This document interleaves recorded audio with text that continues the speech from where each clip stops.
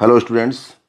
आज हम लोग बात करेंगे quantity theory of money and it's variant, अर्थात मुद्रा का परिमाण सिद्धांत और उसके रूप कौन कौन से हैं। तो मुद्रा के परिमाण सिद्धांत की हम दोनों रूपों की बात करेंगे, दोनों वर्जन की हम लोग बात करेंगे। पहला वर्जन ट्रांजैक्शन अप्रोच और दूसरा कैश बैलेंस अप्रोच। पहला वर्जन सौदों का दृष्टिकोण और दूसरा नगद बकाया दृष्टिकोण को लेकर के हम चलेंगे। तो आज हम लोग शुरू करते हैं ट्रांजैक्शन अप्रोच।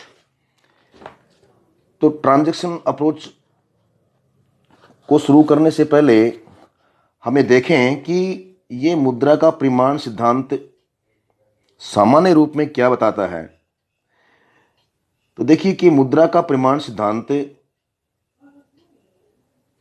का सीधा सा अर्थ है कि मुद्रा के परिमाण में चेंज आने पर किस प्रकार से प्राइस लेवल बदलता है, इस बात की हम लोग चर्चा करेंगे। तो मुद्रा परिमाण सिद्धांत के अनुसार यदि मुद्रा के परिमाण में परिवर्तन होगा तो वह ठीक उसी अनुपात में कीमत स्तर में परिवर्तन ला देगा। और यही बात प्रोफेसर फिशर ने भी कही। उन्होंने कहा कि यदि अन्य चीज़ें ना बदलें तो जैसे जैसे मुद्रा चलन की क्वांटिटी बढ़ती है वैसे वैसे प्राइस लेवल भी प्रत्यक्ष अनुपात में बढ़ता है और मुद्रा का जो वैल्यू है, मुद्रा का मूल्य है, वो घटता है। और ठीक इसके विपरीत भी ऐसा होता है। अर्थात अपन यूँ कहें कि other things remaining unchanged as the quantity of money in circulation increases, the price level also increases in direct proportion and the value of money decreases and vice versa. यदि मुद्रा की मात्रा दोगुनी कर दी जाए, हम जो कह सकते हैं, यदि मुद्रा की मात्रा दोगुनी कर दी जाए तो कीमत स्तर भी दोगुना हो जाएगा और मुद्रा का मूल्य आधा रह जाएगा। दूसरी तरफ इसके विपरीत हम क्या कह सकते हैं कि मुद्रा की मात्रा यदि घटाकर आधी कर दी जाए, हाफ, तो कीमत स्तर भी गिरकर आधा रह जाएगा और साथ ही मुद्रा का जो मूल्य है वो दुगुना हो जाएगा। इसको इस प्रकार से अपन कह सकते हैं कि यदि क्वांटिटी ऑफ मनी अगर डबल हो जाती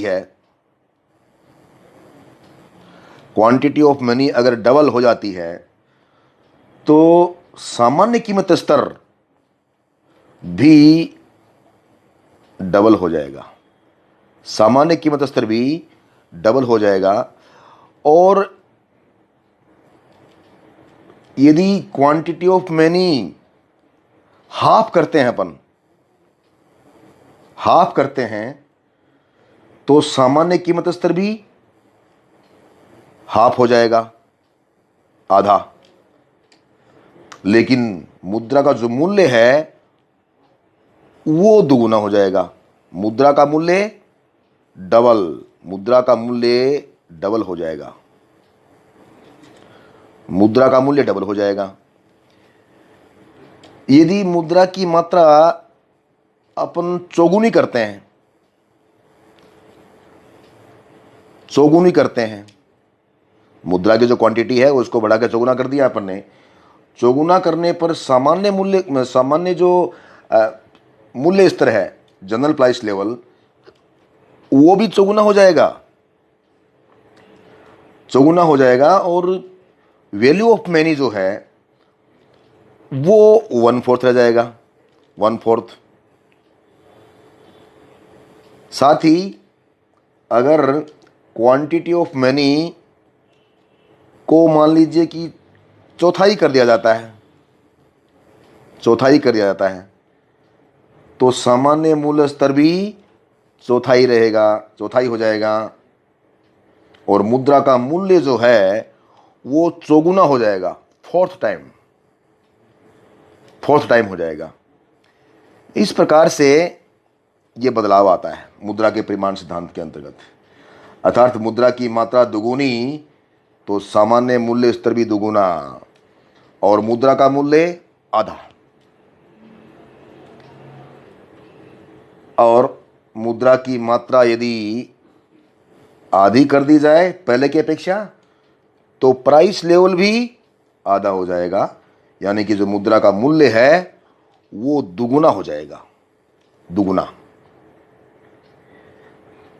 तो इस प्रकार से ये मुद्रा का परिमाण सिद्धांत हमें बताता है कि किस प्रकार से क्वांटिटी ऑफ मैनी में बदलाव आने पर कीमत स्तर बदलता है, कीमत स्तर बदलता है। इस संबंध में हम ट्रांजैक्शन थ्योरी की बात करते हैं। पहला जो वर्जन है वो है ट्रांजैक्शन अप्रोच, उसको हम कहेंगे ट्रांजैक्शन अप्रोच, ट्रांजैक्शन अप्रोच, यानी कि इसको कहेंगे अपन हिंदी में सौदों का दृष्टिकोण, सौदों का दृष्टिकोण, सौदों का दृष्टिकोण।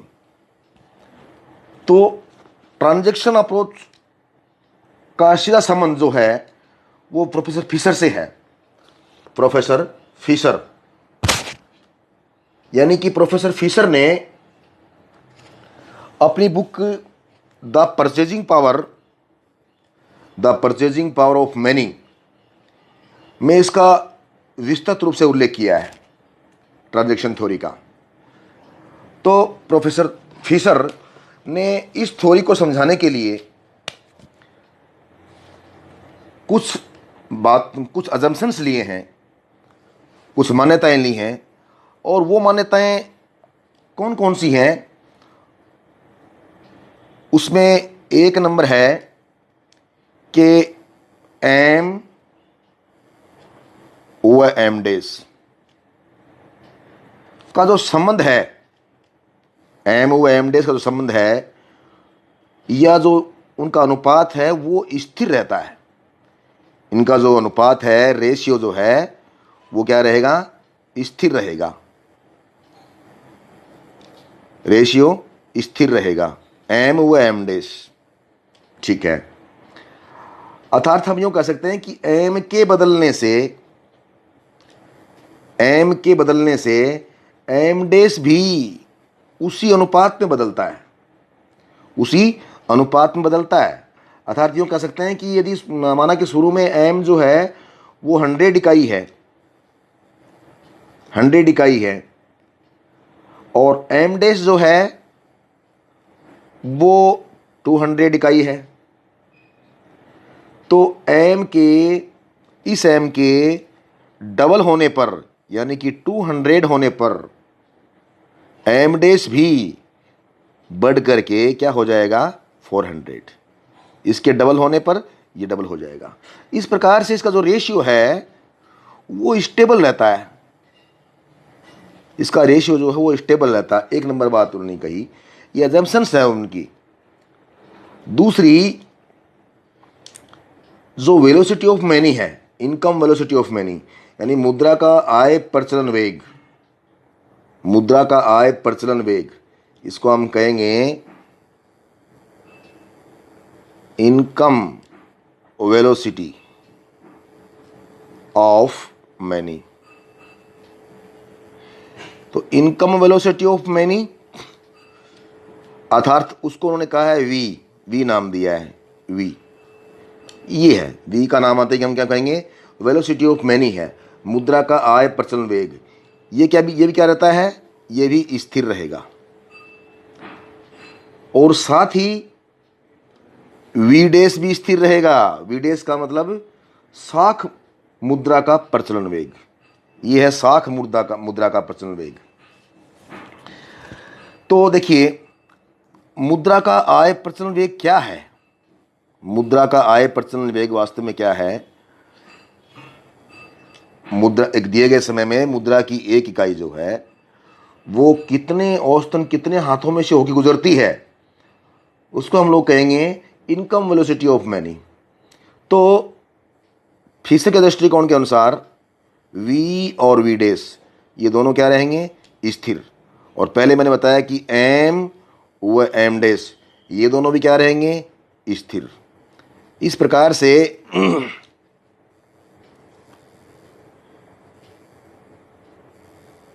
से ये दोनों चीज़ें स्थिर रहेंगी। m व m डैश का जो अनुपात है वो स्थिर रहेगा और v और v डैश भी स्थिर रहेंगे। तीसरा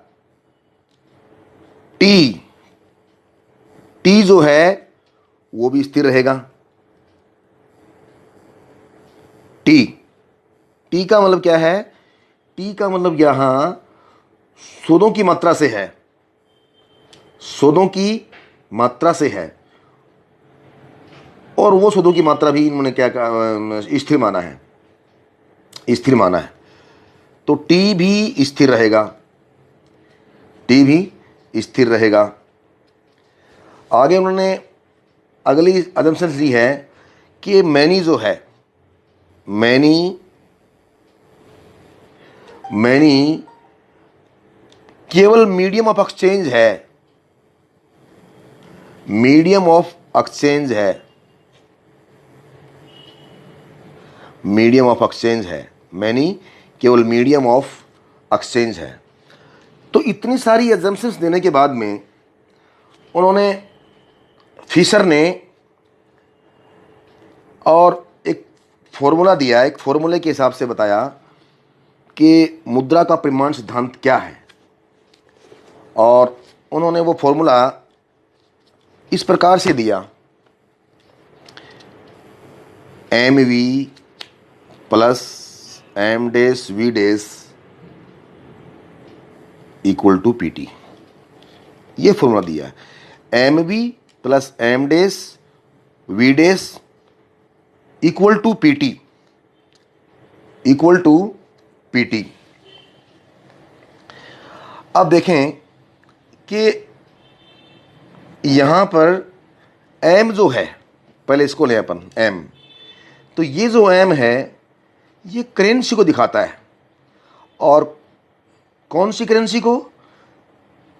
जो कि बैंकों व आरबीआई के बाहर होती है, जो कि बैंकों या रिजर्व बैंक के बाहर होती है, वो करेंसी है ये। और इसमें अपन कह सकते हैं कि सिक्के, नोट ये शामिल हैं इसके अंदर। तो ये तो एम ये है। तो ये एम क्या होगा याद रखें, एम का मतलब वो करेंसी जो बैंकों और आरबीआई के बाहर होती है। या हम कह सकते हैं कि वस्तुओं, सेवाओं, भूमि आदि को खरीदने के लिए हमारे पास अवेलेबल रहती है, हमारे पास अवेलेबल रहती है। तो ये तो एम हो गया। उसी प्रकार से ये जो वी है, इस वी का मतलब होता है प्रचलन वेग, velocity of circulation of money, ऐसे कहेंगे इसको अपन। तो इसे मुद्रा का आय प्रचलन वेग भी हम कह सकते हैं। तो ये क्या है? ये मुद्रा, हम यूँ कह सकते हैं इसको कि मुद्रा की एक इकाई एक वर्ष में और आय सृजन के लिए औसत रूप में जितने हाथों में से होके गुजरती है उसे हम इनकम वेलोसिटी ऑफ मनी कहेंगे। तो ये है वी, ये क्या है? वी। उसी प्रकार से एक है M dash, M dash, M dash का मतलब क्या है? ये एम डैश, ये इसका मतलब होता है साख मुद्रा, साख मुद्रा या मांग जमा राशियों, मांग जमा राशि, उसको ये इंडिकेट करता है। अर्थात ये जमाएं भी मतलब वे की जा सकती हैं और कीमतों को प्रभावित कर सकती हैं, ये वाली जमाएं एम डैश। तो एम डैश क्या है? शाख मुद्रा। और वी डैश इस शाख मुद्रा का प्रचलन वेग है, इस शाख मुद्रा का क्या है? प्रचलन वेग है। और फिर पी, पी क्या है? पी का मतलब सामान्य कीमत स्तर, पी का मतलब सामान्य कीमत स्तर, और टी मैंने बताया आपको वस्तुओं व सेवाओं आदि के कुल सूदों की जो टोटल मात्रा है वह है। अर्थात इसको यूँ कह सकते हैं कि वर्ष में निर्मित वस्तुओं, सेवाओं, भूमि आदि की कुल मात्रा को शो करता है ये टी, ये वाला टी उसको शो करता है। तो इस प्रकार से फिशर ने अपना ये फॉर्मूला दिया, M B plus M dash equal to P T, equal to P T. अब इस फॉर्मूले को यानी कि M V plus M dash V dash equal to P T को हम इस प्रकार से भी लिख सकते हैं, P equal to M V plus M dash V dash upon T, ये हो जाएगा। तो P equal to M V plus M dash V dash equal to P T. अब देखिए इस समीकरण में V और V डेस की मात्राएं, V और V डेस की मात्राएं तथा M व M डेस की मात्राएं, M व M डेस की मात्राएं या M व M डेस का अनुपात या संबंध कह सकते हैं, और T साथ में क्या है, ये T था। इस T को स्थिर मान लेने पर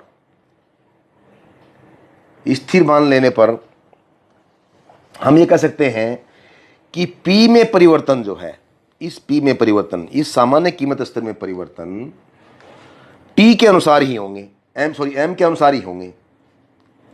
ये जो M है इसके अनुसार ही होंगे।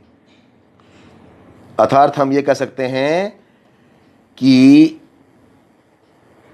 यदि M दुगुना होगा डबल, M दुगुना होगा तो P भी दुगुना हो जाएगा, और यदि M चौगुना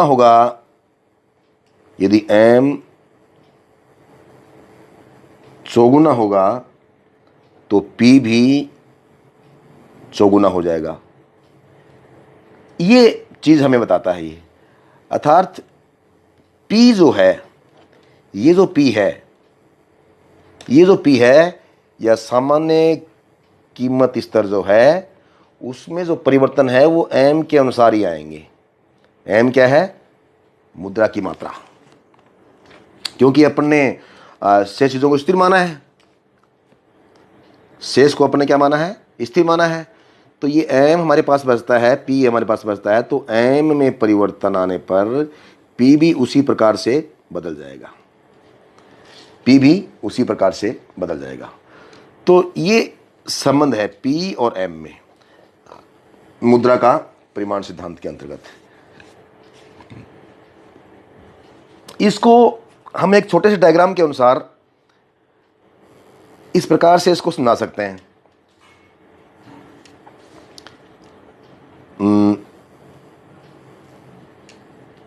यहां पे हम M लें, M, और यहां पे P मेजर करें, P। यहां M लें अर्थात मुद्रा की मात्रा, इसको कह सकते हैं क्वांटिटी ऑफ मैनी, ये ले रहे हैं, और यहां ले रहे हैं प्राइस। तो ये एक लाइन मैंने ड्रॉ की है। ये लाइन बता रही है किसको? ये एक सरल रेखा है, OR इसको नाम दे दिया अपन ने, और इसको मैं यूँ भी कह सकता हूँ P is a function of M। ये एक लाइन है। अर्थात ये जो OR रेखा है ये एक्चुअली P और M के रिलेशन को दिखाती है। अब देखें ज़रा, तो एक बार मैं इसको यहाँ से कैंसिल करता हूँ। यहाँ M ले रहे, याद रखें आप लोग, और यहाँ हम लोग रहे हैं P, सॉरी ये। अगर मुद्रा की मात्रा माना कि 100 करोड़ रुपए है, 100 करोड़ रुपए है, तो कीमत स्तर कितना है? ये कीमत स्तर यानी कि P, ये कीमत स्तर 2 है, 2 है। अगर ये मुद्रा की मात्रा बढ़ करके डबल हो जाती है यानी कि 200 हो जाती है, 200 होने पर ये जो प्राइस लेवल है ये भी दुगुना होकर के, देखा अपन ने, ये भी दुगुना होकर कितना हो जाएगा? 4। अगर ये मुद्रा की मात्रा 400 करोड़ रुपए हो जाती है, 400 करोड़ रुपए हो जाती है, 400 करोड़ रुपए होने पर, 400 करोड़ रुपए होने पर ये जो मुद्रा की मात्रा है, सॉरी प्राइस लेवल है, ये 8 हो जाता है। तो इस प्रकार से बदलाव आता है। मुद्रा की मात्रा जैसे जैसे बढ़ रही है वैसे वैसे प्राइस लेवल बढ़ रहा है, और ये मुद्रा की मात्रा बढ़ रही है उसी प्रकार से प्राइस लेवल बढ़ रहा है, ऊपर की तरफ प्राइस लेवल बढ़ रहा है। तो ये डायग्राम हमें एक्चुअली क्या बता रहा है कि एम के 100 रुपये से 200 करोड़ रुपए हो जाने पर पी भी 2 से 4 हो जाता है, और एम के 100 से 400 करोड़ रुपए होने पर पी भी 2 से 8 हो जाता है, 2 से 8 हो जाता है। अतः पी और एम का एक आनुपातिक संबंध होता है, एक आनुपातिक संबंध होता है, और इसको हम इस प्रकार से दिखा सकते हैं। कैसे? P is a function of M, P is a function of M, अर्थात P is depends on M। ये भी हम कह सकते हैं P की जो मात्रा है वो M के ऊपर डिपेंड करती है, निर्भर करती है, इस प्रकार से भी हम कह सकते हैं। तो ये एक डायग्राम है, इसके अनुसार हम फिशर के मुद्रा परिमाण सिद्धांत को हम बता सकते हैं। एक दूसरा डायग्राम और है, दूसरा डायग्राम को हम इस प्रकार से ड्रॉ करेंगे।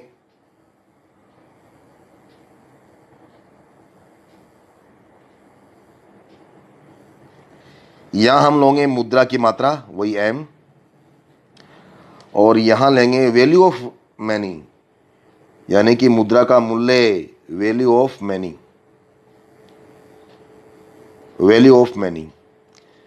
और एक ये कर्व बनाएंगे इस प्रकार से, और इस कर्व का नाम होगा 1/P is a function of M, 1/P is a function of M। यहां माना कि मुद्रा की मात्रा कितनी है शुरुआत में? M मुद्रा की मात्रा होने पर जो मुद्रा की वैल्यू है वो 1/P है, 1/P है, राइट। अब मुद्रा की मात्रा दुगुनी होने पर, अर्थात 2M होने पर, 2M होने पर मुद्रा की, देखिए मुद्रा की मात्रा बढ़ गई है, तो जैसे ही मुद्रा की क्वांटिटी ऑफ मनी बढ़ती है तो उसकी वैल्यू गिर जाती है, तो उसकी वैल्यू गिर करके अब कितनी हो जाती है? 1/2P, 1/2P। और इसी प्रकार आगे अगर मुद्रा की मात्रा बढ़ करके 4M हो जाती है, 4 गुना, इस प्रकार से, तो इसकी वैल्यू और गिर जाएगी, और ये क्या हो जाएगी? 1/4P, 1/4P। तो ये क्या बताता है? ये बता रहा है कि जैसे जैसे मुद्रा की मात्रा बढ़ रही है वैसे वैसे मुद्रा की जो वैल्यू है वो डाउन आ रही है, वो डाउन आती है, तो वो डाउन आती है ऐसा। तो ये एक्चुअली मुद्रा का परिमाण सिद्धांत बताता है कि जैसे मुद्रा की मात्रा बढ़ती है वैसे वैसे प्राइस लेवल बढ़ जाता है, लेकिन साथ में ही जो मुद्रा का वैल्यू है वो गिरने लगता है, तो इस प्रकार से फिशर ने अपने मुद्रा परिमाण सिद्धांत को समझाया। Thank you.